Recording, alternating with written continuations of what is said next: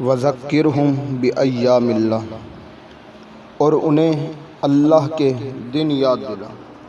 صدر الافاضل نعیم الدین مراد آبادی رحمۃ اللہ تعالی علیہ اس آیات کے تحت فرماتے ہیں کہ ایام اللہ سے وہ دن مراد ہیں جن میں اللہ عز و جل نے اپنے بندوں پر انعام کی، جیسے کہ بنی اسرائیل کے لیے من سلوہ اتارنے کا دن، حضرت سیدنا موسیٰ علیہ نبینا علیہ الصلاۃ والسلام کے لیے دریا میں راستہ بنانے کا دن۔ ان ایام میں سب سے بڑی نعمت کے دن سید عالم صلی اللہ علیہ وسلم کی ولادت و معراج کے دن ہیں۔ ان کے یاد قائم کرنا بھی اس آیات کے حکم میں داخل ہے۔ یہ عاشوراء کیا ہے؟ فرمایا اس مبارک ماہ میں 10 محرم الحرام کو خصوصی اہمیت اس کو حاصل ہے۔ 10 محرم کو اسے یوم عاشوراء کے نام سے جانا جاتا ہے۔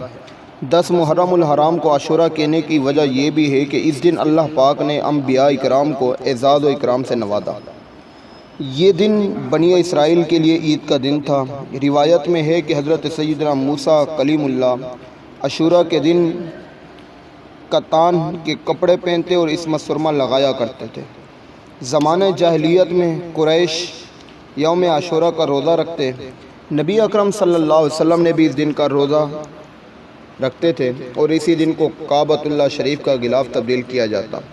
خیبر اور مدینہ منورہ میں یہودیوں کی بہت بڑی تعداد آباد تھی، کیونکہ ان کا تعلق بنی اسرائیل سے تھا اور بنی اسرائیل یوم عاشوراء ہی کو فرعون سے نجات پائی تھی، لہذا اس دن کو بطور عید منایا کرتے اور روزہ رکھتے۔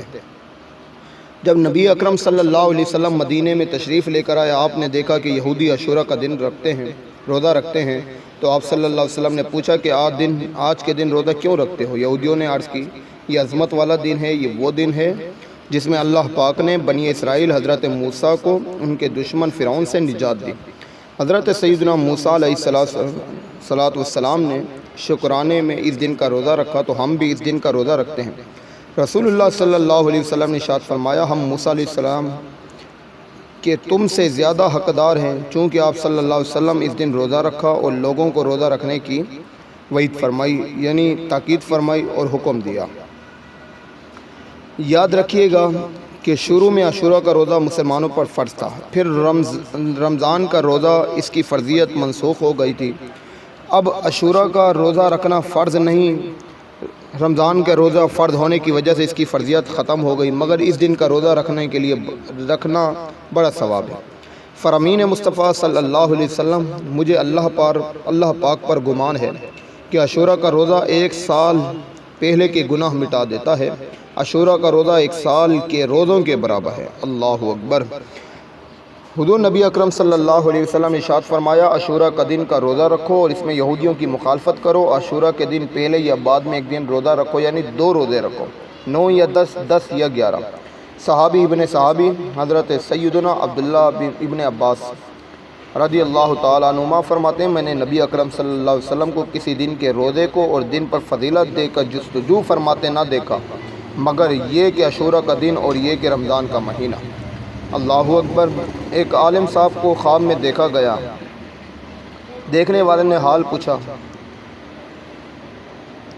اس نے کہا کہ 7 سال تک عاشوراء کا روزہ رکھنے کی برکت سے میری مغفرت ہوگی۔ ایک روایت میں یہ ہے کہ عاشوراء ایک دن پہلے یا بعد کا روزہ رکھنے کی برکت سے، تو اس سے میرے عزیزوں معلوم ہوا کہ روزے عاشوراء کا جو روزہ ہے اس کی بڑی فضیلت ہے، اہمیت ہے۔ اسی طریقے سے فرمایا کہ یوم عاشوراء کا احترام جانور بھی کرتے تھے، انسان تو انسان، جانور بھی کرتے ہیں۔ اسی طرح بہت سی کتابوں میں ملتا ہے کہ بزرگان دین کے چند آنکھوں دیکھے واقعات۔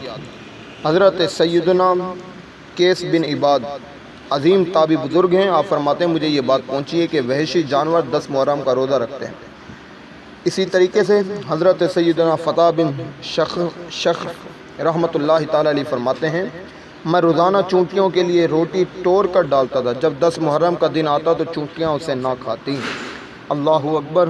اس سے معلوم ہوا کہ محرم کا مہینہ بڑا ہی بابرکت مہینہ ہے، اور اس دن فرمایا 10 محرم کی رات آئے تو غسل کیجیے، کیونکہ اس رات میں آب زمزم تمام پانیوں میں شامل کر دیا جاتا ہے۔ اس رات غسل کرنے سے پورا سال انسان بیماریوں سے محفوظ رہتا ہے۔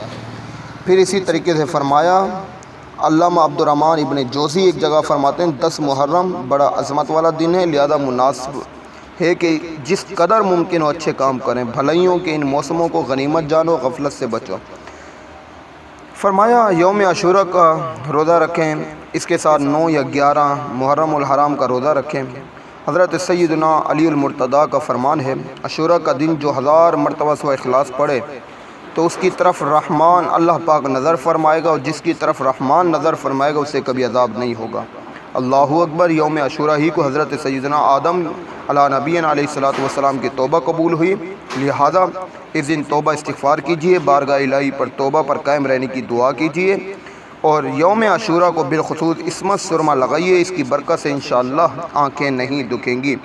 اسی طریقے سے فرمایا فرمان مصطفیٰ صلی اللہ علیہ وسلم، جو 10ویں محرم کو اپنے بچوں کے خرچ میں فراغی یعنی خوشحالی کرے گا، خرچ کرے گا اپنے بچوں پر، 10 محرم کو وسیع دسترخوان کرے گا، فرمایا اللہ پاک سارا سال اس کو فراغی دے گا۔ حضرت سیدنا سفیان رحمۃ اللہ تعالیٰ علیہ فرماتے ہیں، ہم نے اس حدیث کا ترجمہ کیا اور ایسے ہی پایا۔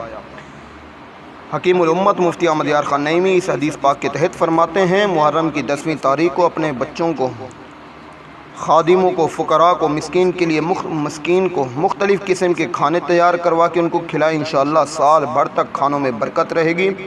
تو رب تعالیٰ سے دعا ہے، ہم نے جو کچھ سنا اللہ رب العزت ہمیں